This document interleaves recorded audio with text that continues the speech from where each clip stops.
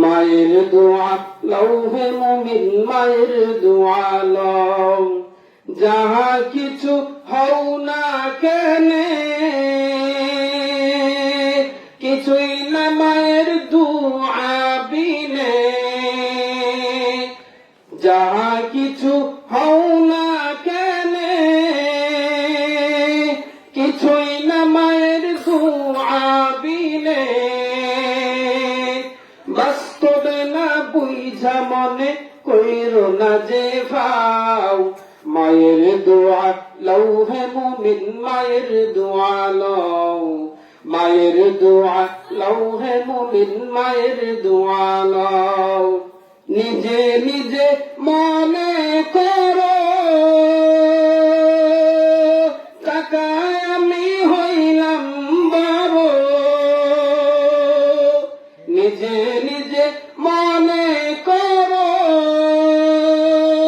টাকায় আমি হইলাম বড়, যার কারণে মৃত্যু মুখে বেঈমান হয়ে যাও, মায়ের দোয়া লৌহে মুমিন মায়ের দোয়া লও, মায়ের দোয়া লৌহে মুমিন মায়ের দোয়া লও। একটি গালাস পানির ফলে বাইজিদারি কোলে তুলে, একটি গালাস পানির ফলে বাইজিদারি কোলে তুলে, হাত তুলে মা বলে বাইজিদকে ওলি বানাও, হাত তুলে মা বলে বাইজিদকে ওলি বানাও, মায়ের দোয়া লৌহে মুমিন মায়ের দোয়া লও, মায়ের দোয়া লৌহে মুমিন মায়ের দোয়া লও। যার কারণে বাইজিদারি নাম ছড়িয়েছে বিশ্ব তামাম, যার কারণে বাইজিদারি নাম ছড়িয়েছে বিশ্ব তামাম। ছোট্ট শিশু বাইজিদেরই মতো সবাই হও, ছোট্ট শিশু বাইজিদেরই মতো সবাই হও, মায়ের দোয়া লৌহে মুমিন মায়ের দোয়া লও, মায়ের দোয়া লৌহে মুমিন মায়ের দোয়া লও। মায়ের দোয়া নিব তো ইনশাআল্লাহ? তো মায়ের দোয়া এটা বৃথা যায় না, মায়ের দোয়ার জন্য আমাদেরকে নিতে হবে। আবার মায়ের যে বদদুয়া এটাও কিন্তু বৃথা যায় না, এই জন্য বদদুয়া থেকে আমাদেরকে আবার বাঁচতে হবে। যত বড়ই ইবাদত গুজার হয়ে যায় না কেন, বদদুয়া থেকে আমাদেরকে বাঁচতে হবে। বড় আবেদ হয়ে গেলেও বদদুয়া থেকে আমরা যদি বদদুয়া পাই তাহলে আমরা ধ্বংস হয়ে যাব। সহিহুল বুখারী 3436 নম্বর হাদিস শরীফে একটা ঘটনা বর্ণিত হয়েছে। বনি ইসরাইলের এক আবেদ ছিল জুরাইজ নাম। ওই জুরাইজ সে অনেক বড় একজন ওলি ছিল, অনেক বড় আবেদ ছিল। জুরাইজ একদিন নামাজে দাঁড়িয়েছে, মা এসে ডাক দিয়েছে জুরাইজ। জুরাইজ চিন্তা করতেছে নামাজ সেরে কি উত্তর দিব নাকি। শেষমেশ নামাজের মধ্যে সিদ্ধান্ত নিল যে না না, উত্তর দিব না। মা এরকম কয়েকবার জুরাইজকে ডেকেছে, উত্তর দেয় নাই, নামাজ পড়েছে। শেষমেশ মায়ের রাগ উঠে গিয়েছে, মা বদদুয়া দিয়েছে, বলেছে জুরাইজ তোমার যতদিন না পর্যন্ত কোন বেশ্যা নারীর মুখ দেখবে ততদিন পর্যন্ত তোমার মৃত্যু হবে না। একটা মাসআলা হলো, যদি মা নামাজে যদি দাঁড়ান এই সময় যদি জানে যে নামাজে দাঁড়িয়েছে এটা মা দেখেছে, তারপরও ডাক দিতেছে, তাহলে বুঝতে হবে অবশ্যই কোনো মুসিবত আছে। নতুবা তো ডাক দিত না, মা তো দেখলেন যে আমি নামাজে আছি, তাহলে নামাজ ছেড়ে দিতে হবে। আর আপনাকে হয়তো দেখে নাই, এমনি আপনি নামাজে দাঁড়িয়েছেন, স্বাভাবিক ডাকতেছে, তো নামাজ শেষ করে জবাব দিলেও সমস্যা হবে না, তখন আপনি নামাজ শেষ করে জবাব দিতে পারবেন। কিন্তু দেখলো মাত্র যে আপনি নামাজে দাঁড়িয়েছেন, তারপরও ডাক দিতেছে, তার মানে বুঝতে হবে জরুরি কোনো প্রয়োজন পড়েছে, তখন নামাজ ছেড়ে দিতে হবে। তো এইরকম জুরাইস নামাজ ছাড়ে নাই, মা বদদোয়া দিয়ে দিলেন।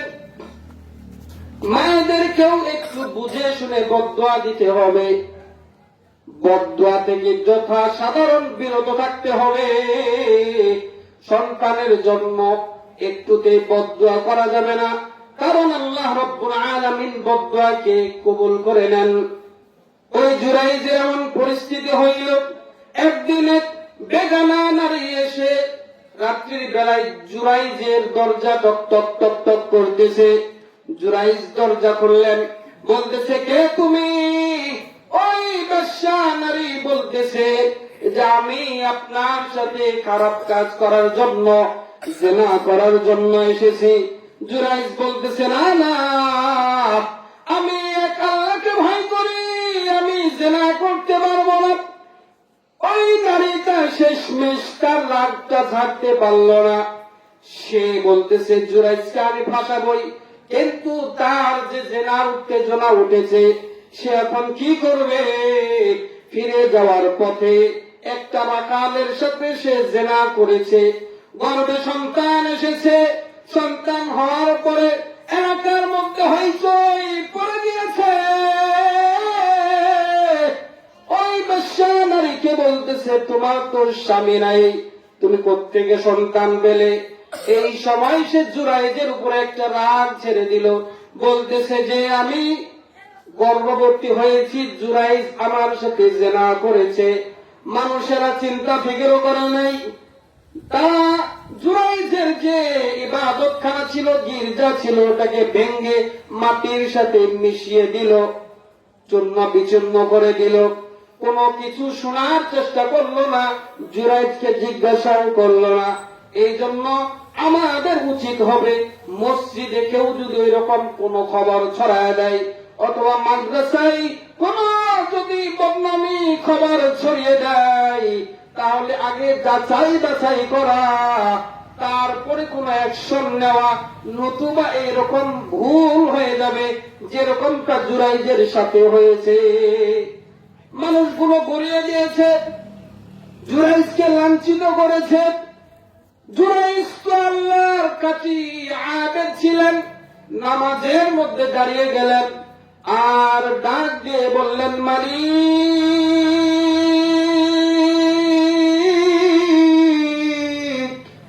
আমি তো এরকম কোন অন্যায় কাজ করি নাই, কিন্তু কেন আমার এরকম হচ্ছে? আল্লাহ রাব্বুল আলামিনের দয়া হয়ে গিয়েছে, ইলহামে জানায় দিলেন, জুরাইজ, ওই যে ছোট্ট বাচ্চাটা আছে, ওই বাচ্চাটাকে তুমি জিজ্ঞাসা করবে যে তোমার বাবাকে, তাহলে ওই বাচ্চাটাই বলে দিবে ওই নারীর সাথে কে জিনা করেছিল। সুবহানাল্লাহ। জুরাইজ ঘোষণা করে দিলেন, এলাকাবাসীরা সবাই এদিকে আসেন, কে প্রকৃত সন্তানের বাবা ওটা আমি এখন বলে দিব। সন্তানকে নিয়ে আসলো, ওই নারীটাকেও নিয়ে আসলো। এলাকার লোকেরা সবাই ওখানে উপস্থিত হইল। জুরাইজ তখন ছোট্ট বাচ্চাটাকে জিজ্ঞাসা করতেছে, বলো তো তোমার বাবাকে? মানুষগুলো বলতেছে, এই কি পাগল হয়ে গিয়েছে নাকি? কোলের সন্তানরা কেমনে কথা বলবে? তখন দেখা গেল আল্লাহ রাব্বুল আলামিন ওই বাচ্চাটার জবান দিয়ে দিলেন। জবান দিতে পারেন কি পারেন না? জবান দিতে আল্লাহ তাআলা পারেন। জিহ্বা এটা একটা গোশতের টুকরা, এটাকে যদি আল্লাহ তাআলা জবান দিতে পারেন, তাহলে ছোট বাচ্চাকেও দিতে পারেন। যেমন কিয়ামতের ময়দানে হাত পা কথা বলবে, জবানটাকে আল্লাহ বন্ধ করে দিবেন। মানুষ অন্যায় করার পরেও কিয়ামতের ময়দানে স্বীকার যাবে না, বলবে না না আল্লাহ আমরা এগুলো করি নাই। আল্লাহ তাআলা সূরা ইয়াসিন এটা বলতেছেন, আল-ইয়াউমা নাখতিমু আলা আফওয়াহিহিম ওয়া তুকাল্লিমুনা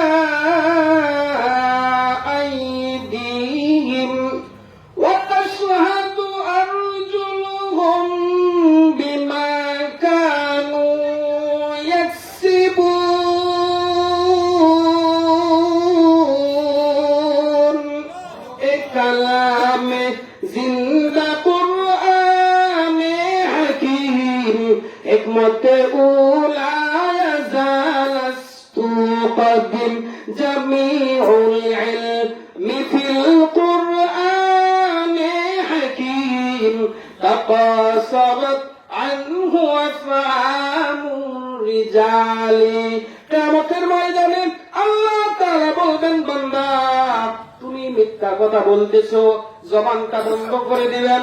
তখন হাত কথা বলবে, পা সাক্ষ্য দিবে যে সে কোন কোন অন্যায় কাজ করেছে। ছোট্ট বাচ্চাটাকে আল্লাহ রাব্বুল আলামিন জবান দিয়ে দিলেন।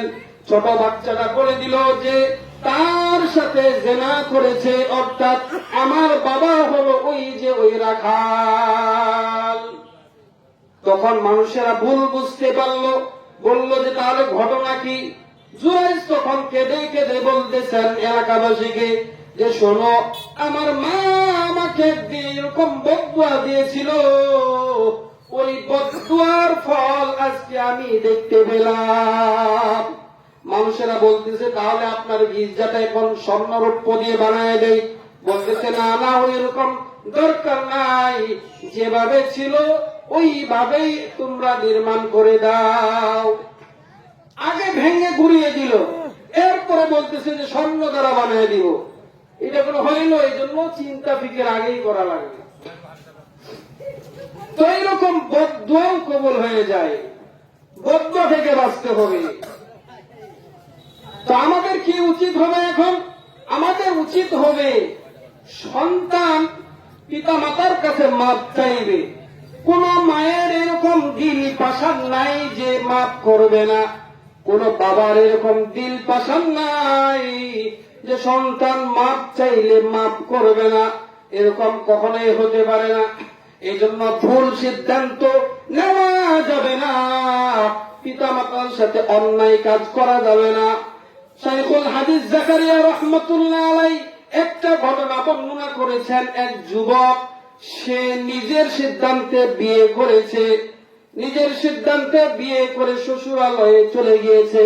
আমাদের গ্রামের ভাষায় হলো ডাঙ্গা চলে গিয়েছে। ওই শ্বশুরালয়ে সে থাকতেছে, তার স্ত্রীর সাথে জীবন যাপন করতেছে। তো আল্লাহ রাব্বুল আলামিন তার মায়ের কান্না, তার বাবার কান্না সহ্য করলেন না। 7 বছর পরে ওই যুবকটা তার যৌবন হারিয়ে ফেলল। যৌবন শক্তি হারিয়ে যাওয়ার কারণে তার স্ত্রী তাকে ঘর থেকে বের করে দিল। স্ত্রী যদি বের করে দেয় তাহলে তো স্ত্রীর যে বাবা মা আছে, তার যে শ্বশুর শাশুড়ি আছে, তারা তো কোনো ক্রমেই রাখবে না, তারাও বের করে দিল। ওই যুবকটা তখন রাস্তায় রাস্তায় ঘুরে আর কান্নাকাটি করে যে আমি এটা কি করলাম, আমি তো পিতা মাতা থেকে 7 বছর হয়ে গেল দূরে চলে এসেছি।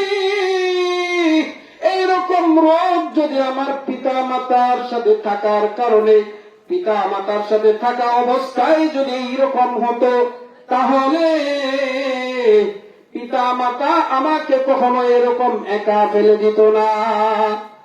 সে কান্নাকাটি করতেছে, কান্না করতে করতে এক পর্যায়ে সিদ্ধান্ত নিল যে আমি মাপ চাইব। সে আস্তে আস্তে ওই যেখানে বাড়ি ছিল ওই জায়গায় সে খোঁজ নিতেছে। ওই জায়গায় আর বাড়ি নাই, ওখানে একটা আঙ্গুর বাগান হয়ে গিয়েছে। একটা লোক ওখানে কাজ করতেছে। গিয়ে বলল, ভাই এইখানে একটা লোক ছিল, বসবাস করত, তার স্ত্রীও ছিল। এই 2 জন লোক, নামটা হলো অমুক, এখানে বসবাস করতে এখন কোথায় গিয়েছে?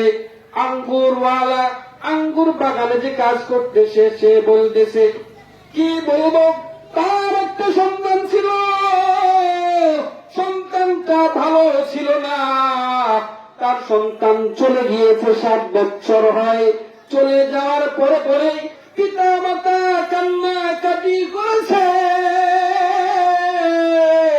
কান্না করতে করতে করতে করতে পিতা অসুস্থ হয়ে গিয়েছে। একটি মাত্র সন্তান, তার শোকে শোকে পিতার রোগ হয়ে গিয়েছে। পিতার চিকিৎসা করার জন্য প্রথমে যা সম্পদ ছিল ওগুলো ব্যয় করে দিয়েছে। শেষমেশ তার যে বস্তু বাড়িতে এটা ছিল এটাও বিক্রি করে দিয়েছে। চিকিৎসা করেছে, চিকিৎসা করার ফলে বদনসিব, সুস্থ হয় নাই। লোকটা দুনিয়ার বুক ছেড়ে বিদায় নিয়ে চলে গিয়েছে। জমিনও চলে গেল, বাড়ি ঘরও চলে গেল, স্বামীও নাই। ওই যে তার যে স্ত্রী ছিল, লোকটার স্ত্রী, সেও সন্তানের জন্য কেঁদে কেঁদে তার মারো চোখগুলো অন্ধ হয়ে গেছে। স্বামীর শোক আবার সন্তানের শোক, অন্ধ হয়ে গিয়েছে। থাকার মতো কোনো জায়গা নাই। একটা লোক একটু মহব্বত করে ভালোবেসে তাকে একটু জায়গা দিয়েছে, ওইখানে ঝোপড়ি করে ওই মহিলাটা থাকে, আর এলাকায় এলাকায় ভিক্ষা করে। বলতেছে অমুক জায়গায় ঝোপড়িটা আছে। ওই লোকটা ঘটনা বলার পরে বলতেছে, আমি যদি ওই যুবকের সন্ধান পেতাম তাহলে এই যে ছুরিটা দেখতেছো আমি আঙ্গুর বাগানে যে ছুরি দিয়ে কাজ করতেছি তার পেটের মধ্যে ছুরিটা ঢোকায় তাকে দুনিয়া থেকে বিদায় করে দিতাম, এবং কুপুত্র সন্তান হয় নাকি। এরকম তিরস্কার শুনে সে পরিচয় দিল না, সরাসরি ঝুপড়ির পাশে দাঁড়িয়েছে আর শুনতেছে তার মা নামাজ শেষ করে আল্লাহর কাছে মোনাজাত করতেছে আর বলতেছে, মালিক,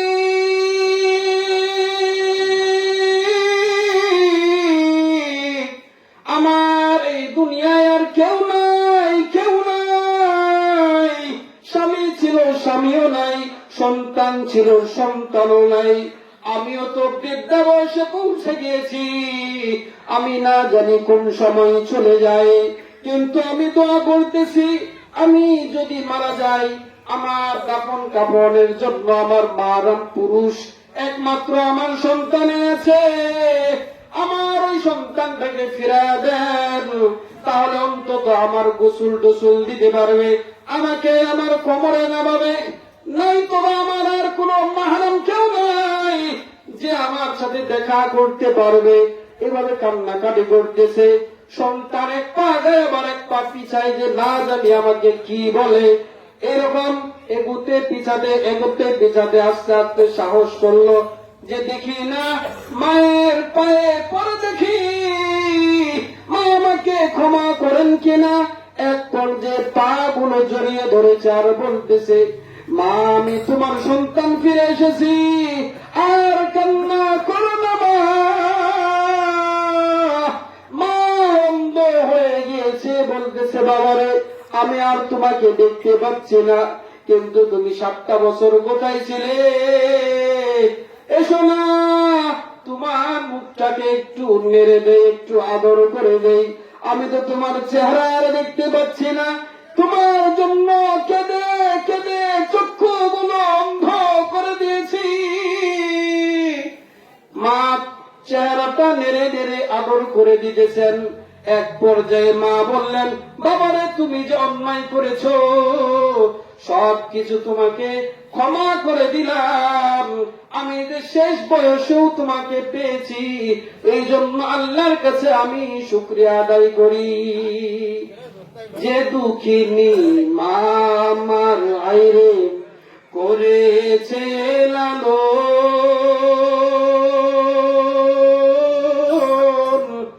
আমি কেমনে দিব সেই দুঃখিনী মায়েরি দাফন, মায়েরি দাফন।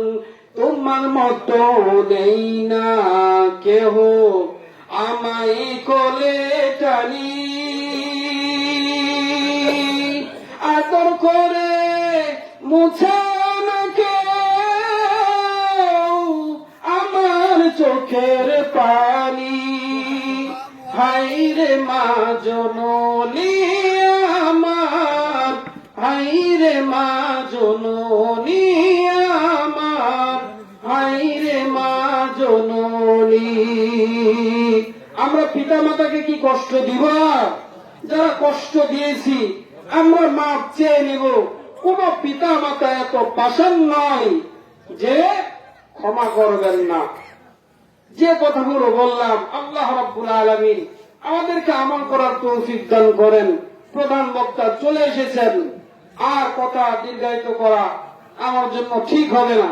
এই জন্য আমি আমার আলোচনা এখানেই শেষ করলাম। আশেপাশে আরো প্রোগ্রাম আছে, ইনশাআল্লাহ দেখা হবে, কথা হবে। আল্লাহ তাআলা যে কথাগুলো বললাম আমাকে এবং আপনাদেরকে আমল করার তৌফিক দান করুন, আমিন। وآخر دعوانا أن الحمد لله رب العالمين سبحان الله وبحمده سبحانك اللهم وبحمدك أشهد أن لا إله إلا أنت أستغفرك وأتوب إليك। আলহামদুলিল্লাহ।